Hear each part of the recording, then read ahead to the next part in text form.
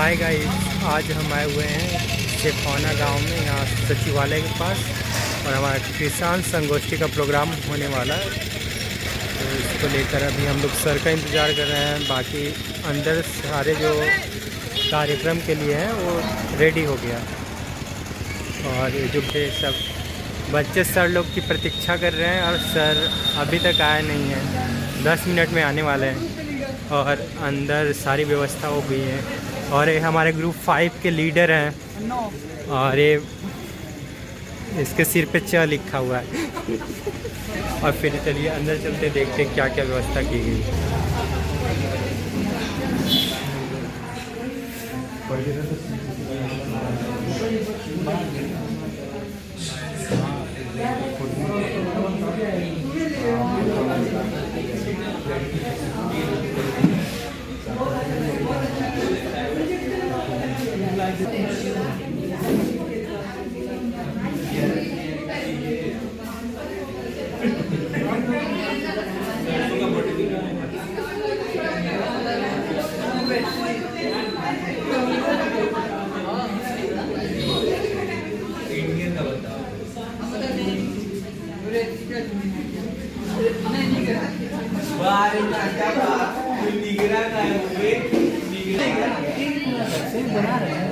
बोलिए कुछ। बनाते हैं वीडियो।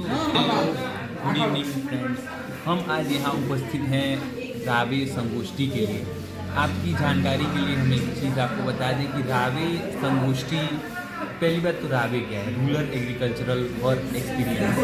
रावे तब होता है जब किसी भी 4 साल के कृषि स्नातक के छात्र अपनी इंटर्नशिप की ओर आगे बढ़ते हैं। जैसे और फील्ड्स में इंटर्नशिप होती है, इसमें रावे होता है जिसमें कि जो 4 साल आपने सीखा उसको किसानों के अंदर आपने उनको क्या सिखाया, उनके जीवन में क्या वैल्यू एडिशन की, आपने उनसे क्या सीखा, जो नए चैलेंजेस हैं वो आप कैसे आप फेस करते हैं, किसान कैसे फेस करते हैं, कोई महामारी आ जाती है, कोई कल्चरल रिबर्थ लाना होता है तो कैसे लाते हैं।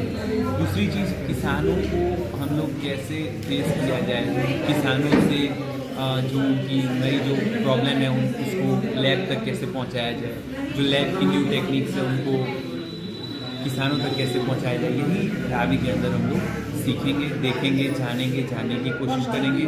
और बाकी कार्यक्रम अब होगा। थैंक यू दिव्यांशु भाई।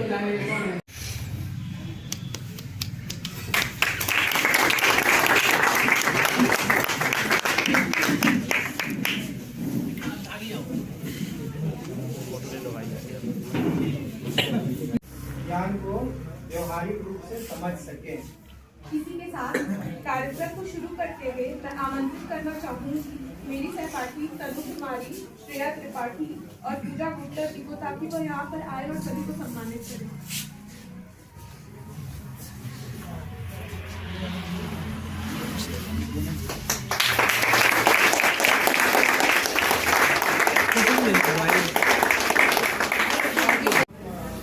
एकीकृत कृषि प्रणाली खेती की एक ऐसी पद्धति है जिसके तहत किसान अपने खेत में संबंधित उपलब्ध सभी संसाधनों का इस्तेमाल करके कृषि से अधिक लाभ प्राप्त करता है। कृषि के इस विधि से हमारी अपनी घरेलू आवश्यकताएं पूर्ति होती ही है, साथ ही साथ इससे लाभ की भी प्राप्ति होती है। वहीं दूसरी ओर फसल उत्पादन और अवशेषों की रिसाइकलिंग करके के द्वारा टिकाऊ फसल उत्पादन में मदद मिलती है। इस विधि के तहत मुख्य फसलों के साथ दूसरी खेती आधारित छोटे उद्योग, पशुपालन, मछली पालन और बागवानी जैसे कार्य। लेकिन ये अब के समय की बात है कि पहले लोग एक दलहन वाली खेती करते थे कट्टा, और उसके बाद झकड़दार वाली जो गहरी पौधा जाता था जिसे, तो उसमें तत्व मिलता था। और जो गेहूँ और धान है तो झकड़दार पौधा है, उस पौधे को हमेशा लगाते उर्वर कम है। तो क्या सुझाव, तो थोड़ा सा किसानों के लिए समस्या यह है कि गांव में बछड़े खुल जाते हैं, लगाई जाती है, तो झकड़ादार वाले पौधे तो बच जाते हैं, जो और समूह में थोड़ा सा नुकसान होता है। लेकिन जो गहरी जड़ वाली पौधे जैसे मटर हुआ, चना हुआ, इन सबों को तो रहने नहीं देते, लोग बोते भी नहीं। थोड़ा सा जायद की फसल में होता है मूंग और होता है उड़द बोल लेते हैं, तो उससे कुछ जमीन को उर्वरकता बनी रहती है। लेकिन किसानों की समस्या ये है कि लावारिस ये बहुत ऐसी पशु जो घूमते हैं, उसी के बारे में हम सोचना चाहते हैं। किसान भी परेशान एक वो खेत से आए और दूसरी तरफ से चले गए, तो उसकी समस्या किसानों के लिए बहुत बड़ी जटिल समस्या है। झकड़दार पौधे के बाद ये गहरी जड़ वाली पौधा, दालदार पौधे लगाना बहुत जरूरी है। लेकिन वही समझते हैं कि दालदार पौधे को नहीं रहने देते, लोग मजबूरी में झकड़दार पौधे को लगाते हैं, जैसे गेहूं पर, धान और धान पर। तो समस्या यही है कि बच्चों को हम यही चाहते हैं कि इसके लिए कोई उपाय हो, मिट्टी को उर्वरा बनाने के लिए। तो यही उपाय है कि ये पशुओं को लोग पालें, और न पालना हो तो इसको ये आवारा पशु को न रखने, बस इसका ही।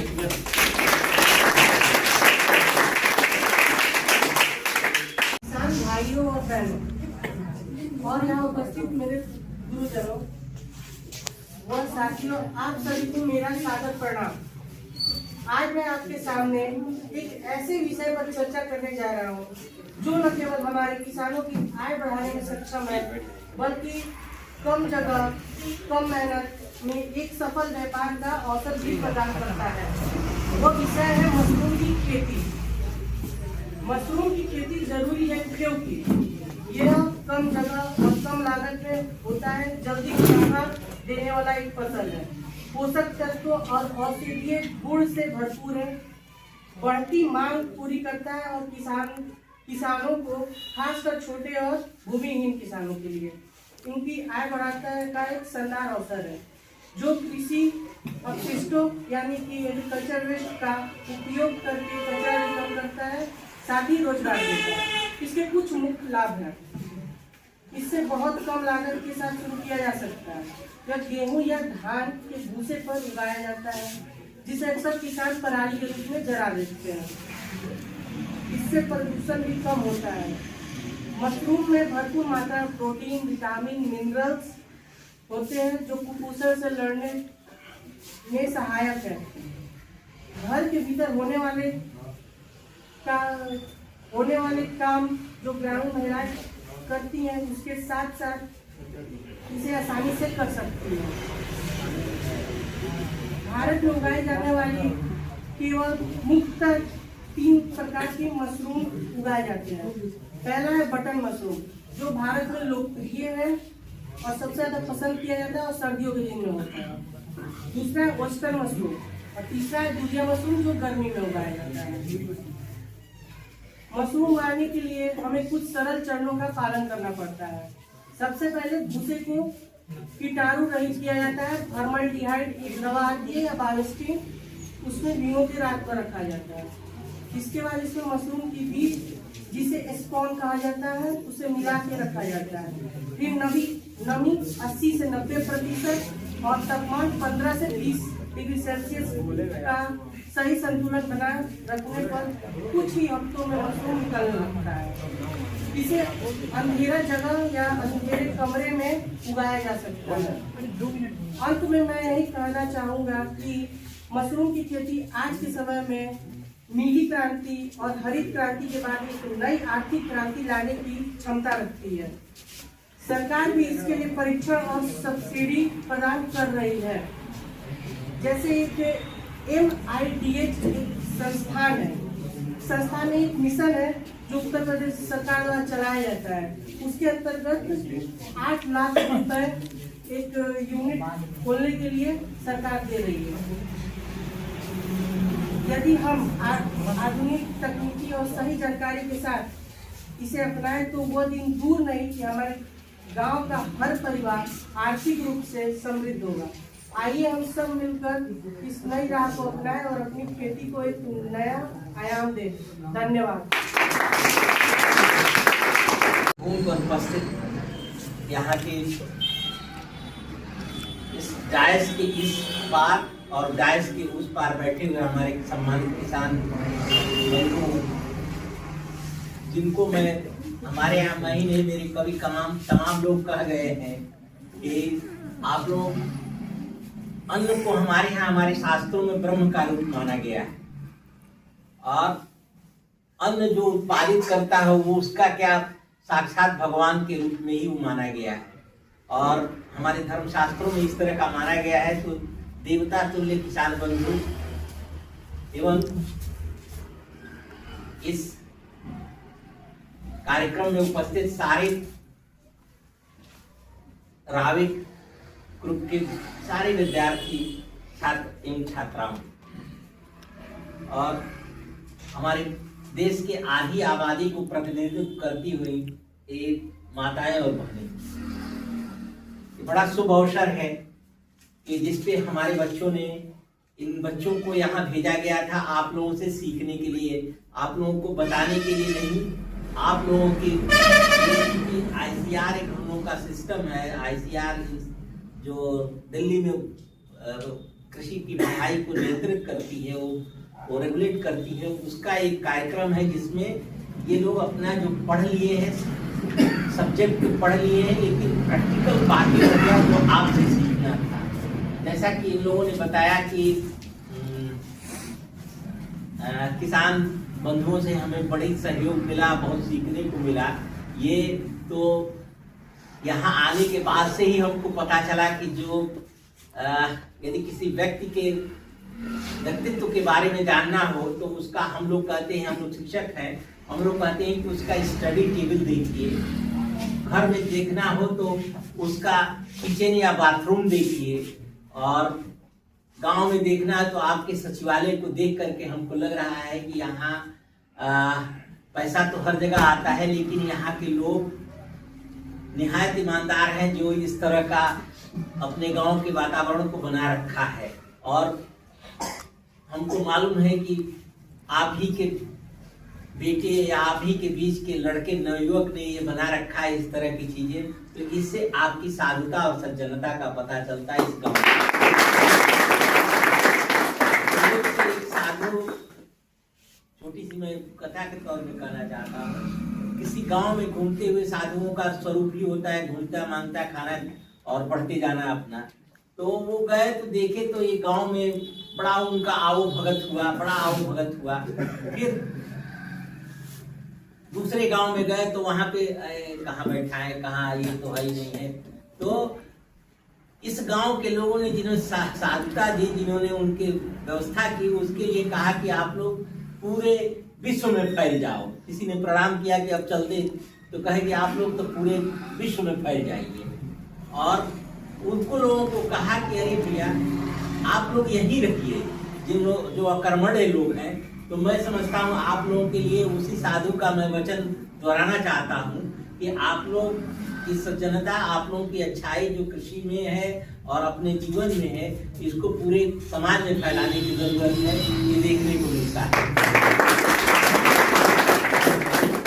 आते हैं कि असली प्रकरण में कि इन बच्चों ने आपसे सीखा और अपने अध्ययन के माध्यम से इन लोगों ने बताया। आज पूरे विश्व में भारत का नाम आगे जा रहा है। आप लोग जैसा कि देख रहे होंगे, तमाम चिन्ह हमको मिल रहे हैं, संकेत मिल रहे हैं कि भारत के लोगों का, यहाँ की शिक्षा व्यवस्था, यहाँ की कृषि व्यवस्था, यहाँ की जीवन व्यवस्था सारे पूरे विश्व में अप्लाई हो रहा है। आप लोग हमारी पढ़ाई की बात करते हैं तो अंग्रेजों ने आया तो अंग्रेज आए तो हमको कहे कि ये सब जानते नहीं है, सब ये कुछ जानते नहीं है। और हमारे यहाँ उस समय गुरुकुल पाठशालाएं हुआ करती थी, पढ़ाई के लिए गुरुकुल की पाठशालाएं हुआ करती थी, जिन्होंने उससे पहले मुगलों ने तोड़ा और उसके बाद से अंग्रेजों ने उसको ध्वस्त, मैकाले के बाद उसको ध्वस्त कर दिया।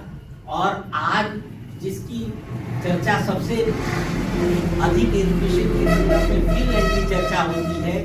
और अभी कल मैं पेपर में पढ़ रहा था कि फिनलैंड में क्या व्यवस्था है, तो वहाँ गुरुकुल की व्यवस्था है। और वहाँ पे भारत से जो पढ़े लिखे लोग हैं वहाँ फिनलैंड में जा रहे हैं, वहाँ डिमांड है इन लोगों की। क्यों? क्योंकि हमारे पास परिवार की शक्ति है। परिवार जो अपने यहाँ जो यूनिक है ये कहीं विश्व में नहीं है। जो व्यवस्था हमारी सनातन ने दिया है हमको, ये परिवार की व्यवस्था दिया है। अब परिवार के माध्यम से फिर अभी विश्व की कल्याण की बात करते हैं। कोई ऐसा धर्म, कोई ऐसा नहीं है कि जो दूसरे के सहयोग की बात करते। हम ही हैं जो वसुधैव कुटुम्बकम की बात करते हैं कि पूरा पृथ्वी एक है और हम जो काम करेंगे वो पूरे वसुधा के लोगों के लिए। सर्वे भवन्तु सुखिनः, सर्वे सन्तु निरामयाः, सर्वे भद्राणि पश्यन्तु मा कश्चित् दुःखभाग् भवेत्। कोई कहता है कि हमको पूजोगे नहीं, हमारे अलावा सब काफी है। कुछ कहते हैं कि यहाँ आओगे यहीं आपको पुण्य मिलेगा और कहीं नहीं है। लेकिन हमारा आप भी आओ तब भी कल्याण है, ना आओ तब भी आपका कल्याण है। तो ये धरती की विशेषता है। आज सबसे बड़ी चुनौती है कि हम अच्छे हैं तो अच्छे बने रहेंगे, इसके लिए क्या करना है। हमारे सामने तमाम समस्याएं उपस्थित होती हैं। जैसा कि बच्चों ने बताया कि कृषि से संदर्भित हमारी समस्याएं हैं। आपने भी बताया कि तमाम पशु आके हमारे चल जा रहे हैं। वो पशु हमारे ही हिस्से थे, आज हम लोगों ने उनको आवारा छोड़ दिया है और हल बैल का काम नहीं है तो वो सब आवारा छोड़ दिया। तो इस पे सोचना हमको पड़ेगा। हाँ, ये तो आते जाते रहते हैं, लेकिन समस्या कहाँ पे है? समस्या है कि हमारी जो पृथ्वी है कैसे सुरक्षित रहेगी, हमारा पानी, जल, जंगल, जमीन कैसे सुरक्षित रहेगा, ये बहुत महत्वपूर्ण है। क्योंकि जब जमीन पर संख्या बढ़ती जा रही है और हमारे दिनों दिन डिमांड बढ़ते जा रहे हैं। और महात्मा गांधी ने एक बार कहा था कि यह जो पृथ्वी है ये हमारे आवश्यकताओं को तो पूरा कर सकती है लेकिन हमारे लालच को पूरा नहीं कर सकती। इस तरह का उन्होंने एक बार विचार रखा था और वही हमारी धरती माँ है कि वो कर सकती है। आज सबसे बड़ी समस्या है कि हमारे पास जल कितना है।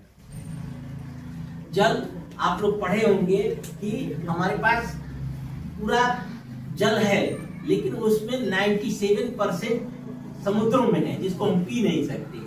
2.5% हमारे पास जल है और उसमें भी पीने लायक बहुत कम परसेंट है।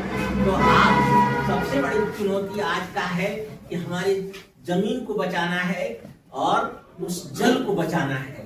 पर्यावरण के संदर्भ में हमको सोचना है। तो यदि हम इन सारी चीजों को देखते हुए हम सारी कृषि से आधारित होते हैं। आज हम लोग देवरिया में बैठे हुए हैं, देवरिया में जल का बहुत भंडार है। लेकिन यदि यही गुजरात में आपके लड़के रह रहे होंगे, महाराष्ट्र में रह रहे होंगे, राजस्थान में रह रहे होंगे तो वहां पे बहुत इसकी दिक्कत है। तो सबसे जरूरी तो है कि हम पानी कैसे बचाएं, कौन सी सिस्टम लगाएं। और जैसे कि कृषि में तमाम चुनौतियां आ रही हैं। आज हमारा पूरा विश्व डिजिटल एज में प्रवेश कर रहा है। हम डिजिटल की दुनिया में रह रहे हैं। हमारे सारे संदेश हमारे मोबाइल में। तो हम इन सब चीजों का कैसे लाभ उठा करके अपने कृषि को उन्नत बनाएं, ये भी है। क्योंकि इसमें सारी सूचनाएं कृषि से संदर्भित है। जो भी योजनाएं हैं आपकी, वो सारी योजनाएं हैं। अब इन योजनाओं का लाभ उठा करके, क्योंकि आप जानते हैं कि कृषि या कोई भी क्षेत्र हो, जो कर्मशील है उसी को मिलता है, जो कर्म करेगा उसी। तो दोस्तों, हमारा जो कार्यक्रम था वो समाप्त हो गया है और जो सारे बच्चे देखें यहाँ पे फोटो वगैरह खिंचवा रहे हैं। और यहाँ पे हमारे हिमांशु है, लड़कियों सबका फोटो खींच रहा है।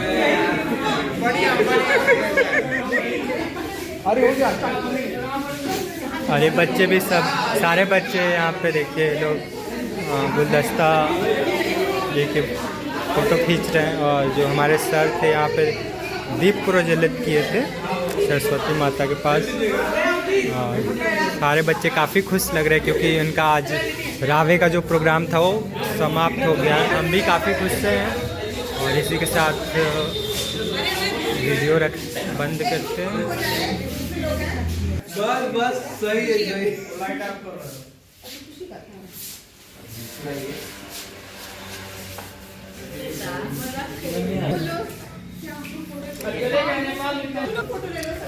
हर्षु भाई, कैसा लगा आपको? बहुत बढ़िया लगा, बहुत बढ़िया एक्सपीरियंस था। क्या बोल रहे हैं? मुझे बहुत अच्छा लगा। बहुत अच्छा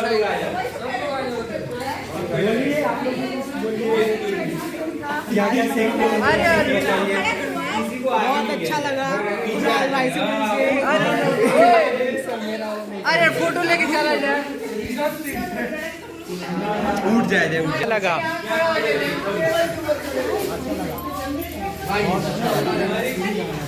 कब चला जाए। ठीक है दोस्तों, इसी के साथ हम लोग का कार्यक्रम जो था वो समाप्त हो गया और सारे बच्चे काफ़ी खुश दिख रहे हैं क्योंकि उनका जो गांव में बार बार आने का वो जो प्रोग्राम था वो ख़त्म हो गया और हम लोग ग्रुप को फोटो खिंचवाने वाले हैं। इसलिए रखते हैं। सभी का धन्यवाद।